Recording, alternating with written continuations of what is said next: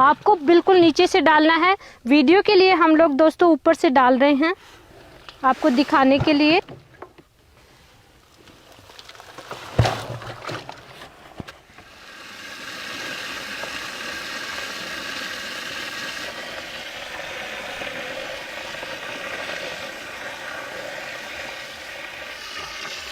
नमस्कार दोस्तों, मैं हूं अनीता सिंह।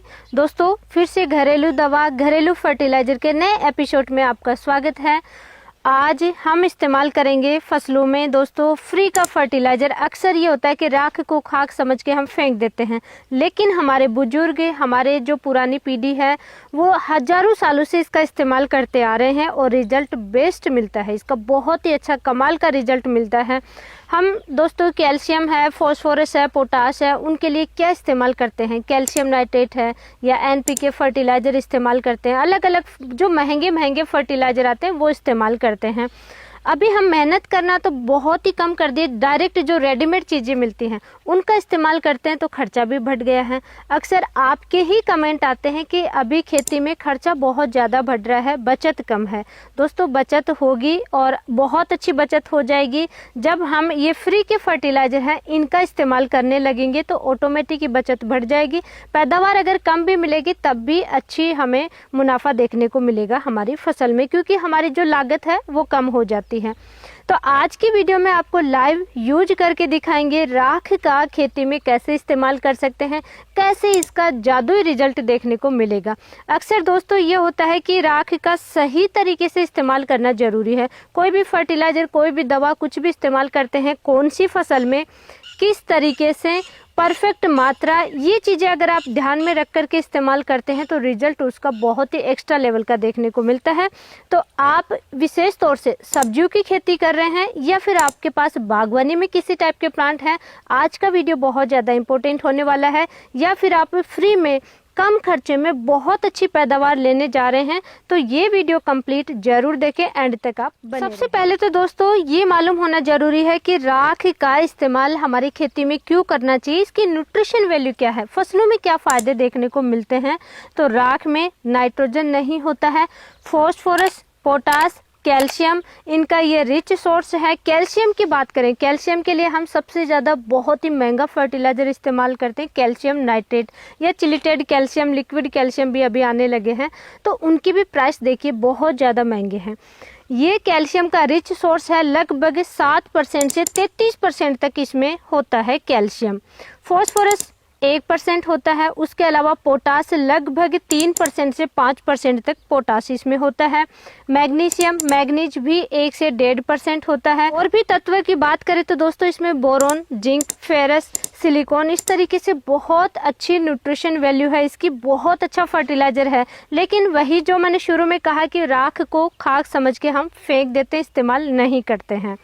तो इसलिए दोस्तों इसका इस्तेमाल करना बहुत ही ज़रूरी है। तरीका सही होना चाहिए। ये जो न्यूट्रिशन मिलेगा ये दोस्तों सही तरीके से ही हमारी फसलों में देखने को मिलेगा इसका रिजल्ट। फसलों की बात करें तो दोस्तों ऐसी फसलें जो कि एसिडिक सॉइल में होती हैं, अम्लीय मिट्टी में ज़्यादा पैदावार होती है, जिनको अम्लीय मिट्टी ज़्यादा अच्छी है, जैसे कि ब्लूबेरी है या मैंगो है, ऐसी फसलों में आपको इस्तेमाल नहीं करना चाहिए। बाकी आप सभी प्रकार की फसलों में बेझिझक राख का इस्तेमाल कर सकते हैं। विशेष तौर से जैसे कि अभी प्याज और लहसुन में इस बार किसान भाइयों की बहुत ज़्यादा समस्या आई है। प्याज में तो हर बार ही समस्या देखने को मिलती है, पीलापन आता है या फिर इंसेक्ट का अटैक ज़्यादा होता है, बोट्रिटिस फंगस का अटैक बहुत ज़्यादा हो रहा है। प्याज में जो धब्बा बन जाता है, एक गोलाकार धब्बा बन जाता है ब्लू कलर का, बैंगनी धब्बा जिसे कहते हैं, तो बोट्रिटिस फंगस की वजह से आती है। वो रोगों का अटैक ही देखने को नहीं मिलेगा, कीटों का अटैक देखने को नहीं मिलेगा। थ्रिप्स का अगर ज़्यादा अटैक हो जाता है तो पत्ते पीले हो जाते हैं। प्याज के लिए वरदान है ये राख। उसके अलावा लहसुन में भी दोस्तों ये सेम ही है। इन दोनों फसलों के लिए बहुत ही अच्छा फर्टिलाइजर है, फंगिसाइड भी, कीटनाशक भी, हर तरीके से बेहतर रिजल्ट मिलता है राख से। लहसुन प्याज के अलावा भी जो सब्जी वर्गीय फसलें हैं इस टाइम, जैसे मिर्च, टमाटर है या आलू है, तरबूज, खरबूज है, खीरा है, ककड़ी है, सभी प्रकार की फसलों में बेझिझक आप इस्तेमाल कर सकते हैं। अब आप कहेंगे कि मैम इतनी राख कहाँ से लाए? तो दोस्तों जरूरत है कि जो भी फसलों की वेस्टेज है उनका आप इकट्ठी करके फेंकिए मत, या प्लॉट में मत छोड़िए। इस तरीके से हमारी तरह इकट्ठी कर लीजिए। ये है अनार मौसमी की कटिंग का जो वेस्टेज है वो हमने इकट्ठा कर लिया। अब इसको जलाएंगे, जला करके और उसके बाद में जो भी राख है उसका हम हमारी फसलों में, पौधों में, सब में इस्तेमाल करेंगे। तो इस तरीके से जो हमारा वेस्टेज है फसलों का, आप सब्जियों की खेती करते हैं उसमें भी वेस्टेज होता है, लास्ट में जो क्रॉप बच जाती है उसको इकट्ठी कर लीजिए और जला दीजिए, राख बन जाएगी। नहीं तो जैसे उपले वगैरह, कंडे वगैरह होते हैं उनको भी आप जला सकते हैं। तो ये राख कंप्लीट जो भी राख होती है, चाहे थोड़ी हो ज़्यादा हो, उसको फेंकिए मत, इकट्ठी करते जाइए। इकट्ठा कैसे करना है, प्लास्टिक के कट्टे जो आते हैं उनमें आप इकट्ठा कीजिए, नमी नहीं रहनी चाहिए कंटिन्यू राख में। जरूरत है कि हम सही तरीके से समझे कि कहाँ कहाँ से, कौन कौन सी चीज़ों से हम राख बना सकते हैं। गाय भैंस वगैरह रखते हैं, उनके चाट वगैरह बनते हैं, हमारे कंटिन्यू चूल्हा चलता है तो उससे राख बनती रहती है, वो हम इकट्ठी करते चले जाते हैं। इस तरीके से बहुत सारी राख इकट्ठी हो जाती है। अब बात करेंगे दोस्तों कि इसका इस्तेमाल किस किस तरीके से करना चाहिए। आप बेसल डोज में दे सकते हैं, ड्रिप से, स्प्रिंकलर से सिंचाई कर रहे हैं, या फिर खुले पानी के साथ में कैसे चला सकते हैं, या आप जैसे खुले पानी के साथ में नहीं चलाना चाहते तो फसल में कैसे डाल सकते हैं, क्या क्या तरीके हैं। तो सबसे पहला तो तरीका यही है दोस्तों कि आप फसल बिजाई के समय जो भी फर्टिलाइजर डाल रहे हैं बेसल डोज में, चाहे आप यूरिया, डीएपी, एनपीके या और गोबर की खाद वगैरह, कोई भी ऑर्गेनिक या रासायनिक फर्टिलाइजर डाल रहे हैं उनके साथ में मिक्स करके डाल सकते हैं, अलग से भी आप डाल सकते हैं। सेकंड है दोस्तों कि क्रॉप आपकी बड़ी है, जैसे प्याज, लहसुन वगैरह की क्रॉप होती है, उसमें किसान भाई करते भी हैं ये तरीका। ये लीजिए इस तरीके से राख और पूरी क्रॉप में छिड़क दीजिए। उससे क्या होगा, फसल में एक तो ज़्यादा ठंड है तो ठंड नहीं लगेगी, रोगों का, कीटों का अटैक भी नहीं देखने को मिलता है।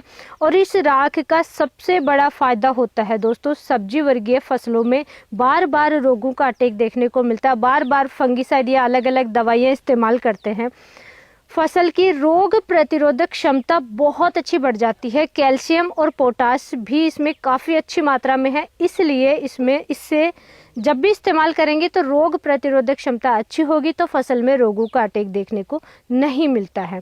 और पहले के पुराने समय में आप पूछिए, जो बुजुर्ग हैं उनसे आप मालूम कीजिए कि प्याज और लहसुन या जो भी क्रॉप उनकी होती थी उसमें ये राख का बार बार छिड़काव कर देते थे, जिसकी वजह से फसलों में रोगों का अटैक ही नहीं होता था, दवाइयाँ इस्तेमाल ही नहीं करते थे। तो इस तरीके से भी आप इस्तेमाल कर सकते हैं। थर्ड तरीका है, आप सब्जियों की खेती कर रहे हैं, आपको ड्रिप से चलाना है, पूरे इसके न्यूट्रिशन, कंप्लीट जो न्यूट्रिशन है वो ड्रिप के थ्रू जाना चाहिए या खुले पानी से जाना चाहिए। तो बेस्ट है कि इस तरीके से घोल तैयार कर ले, जो कि हम इस्तेमाल कर रहे हैं, अभी आपको हम दिखाते हैं। तो ये 200 लीटर का टैंक लेना है, उसमें आपको कम से कम 10 से 12 केजी लेनी है, अदरवाइज आप 20 केजी तक राख ले सकते हैं, जितनी भी आपके पास मात्रा है। कोशिश कीजिए दोस्तों, बेस्ट रहेगा कि लकड़ी की राख ले, अदरवाइज तो उपले, कंडे वगैरह जिसकी भी आपके पास राख है उसी का आप इस्तेमाल कर लें। दोस्तों वीडियो के अंत तक जरूर बने रहें। स्प्रे भी इसका आप कैसे कर सकते हैं, जो कि मैं आगे डिस्कस करूंगी। तो सबसे पहले मैं राख डाल लेती हूँ। बहुत ही बड़ा टास्क है क्योंकि ये पाउडर आता है और ये उड़ता बहुत है, तो इसलिए वीडियो को लाइक जरूर कर दीजिए। आपके लिए इतनी मेहनत करते हैं, फटाफट ये घोल तैयार करूँ, तब तक वीडियो को लाइक जरूर कर दीजिए।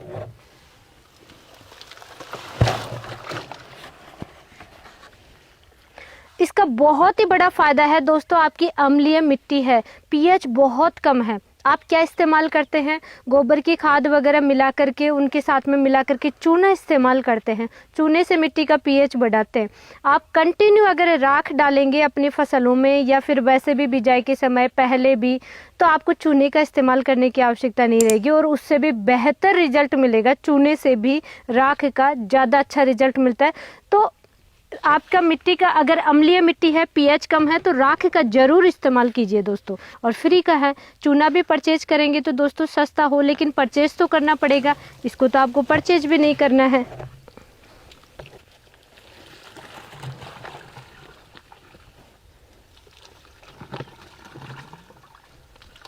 आपको बिल्कुल नीचे से डालना है, वीडियो के लिए हम लोग दोस्तों ऊपर से डाल रहे हैं आपको दिखाने के लिए।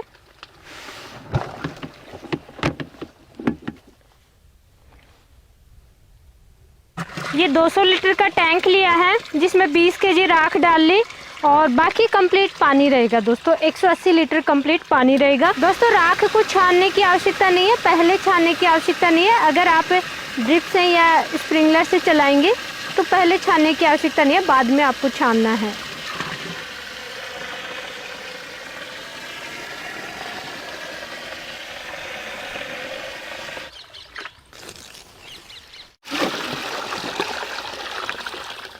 ह्यूमिक एसिड दोस्तों सबसे ज़्यादा कहाँ से आता है? चाइना से आता है। ह्यूमिक एसिड कहाँ से निकलता है? कोयले की खदानों से निकलता है। तो ये क्या है दोस्तों? बहुत सारे ऐसे फर्टिलाइज़र हैं जो महंगे होते हैं, बहुत ज़्यादा महंगे आते हैं। उन फर्टिलाइज़र्स की हम छुट्टी कर सकते हैं इस तरीके के सस्ते या फिर घरेलू अच्छे फर्टिलाइज़र इस्तेमाल कर करके। अब दोस्तों इसका इस्तेमाल तुरंत नहीं करना, ये सबसे बड़ी सावधानी है। आप अगर ड्रिप से चलाएंगे तो क्योंकि अभी इसका जो न्यूट्रिशन है वो कंप्लीट पानी में घुलता नहीं है। अगर आपको सेम डे चलाना है, तुरंत चलाना है, तो गर्म पानी में घोल तैयार करना है और 1 दिन या 2 दिन आप रख सकते हैं तो सबसे बेस्ट है। फिर आप ठंडे पानी में कैसे भी आप घोल तैयार कर सकते हैं। इस तरीके से आपको घोल लेना है और 1 दिन कम से कम आप जरूर रखिए, 24 घंटे, अदरवाइज 2 दिन रख करके उसके बाद में आपको छानना है, नहीं तो ड्रिप चौकअप हो जाएगी। स्प्रिंकलर से सिंचाई करते तब भी आपको छानना है। आपको दिन में 2 बार या 3 बार इसको मिक्स करना अच्छे से। ये देखिए जैसे कि लकड़ी से मैं अभी आपको करके दिखाती हूँ। बहुत ही बारीक कपड़े से आपको छानना है और छान करके फिर आप ड्रिप से चलाइए।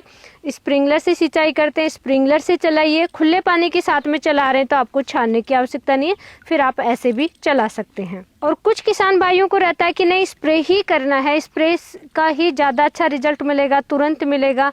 तो दोस्तों आप स्प्रे भी कर सकते हैं। लंबा रिजल्ट चाहिए तो आपको ड्रिप से चलाना है, यानी जड़ों में चलाना है, लेकिन फास्ट रिजल्ट चाहिए तो आप स्प्रे भी कर सकते हैं।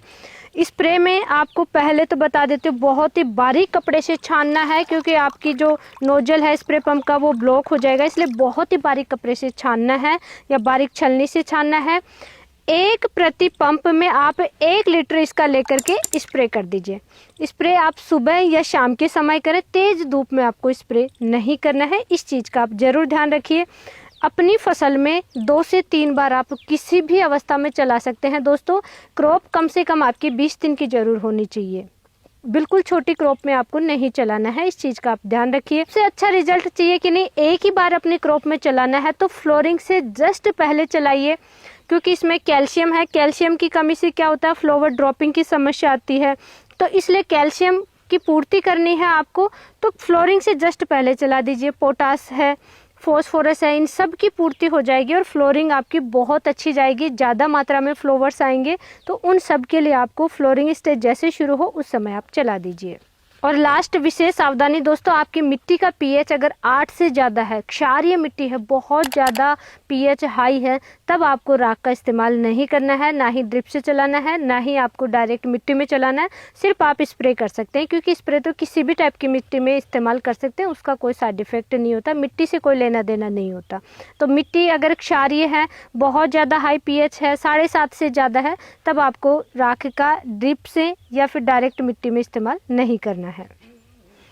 और किस टाइप की क्वेरी है दोस्तों राख से संबंधित, आप हमें कमेंट करके भी पूछ सकते हैं। और आज की हमारी मेहनत वीडियो अच्छा लगा है, जानकारी अच्छी लगी है तो वीडियो को लाइक ज़रूर कर दीजिए। फटाफट ज़्यादा से ज़्यादा शेयर ज़रूर करें ताकि इस तरीके की लाइव नॉलेजफुल जानकारी सभी तक पहुंच सके।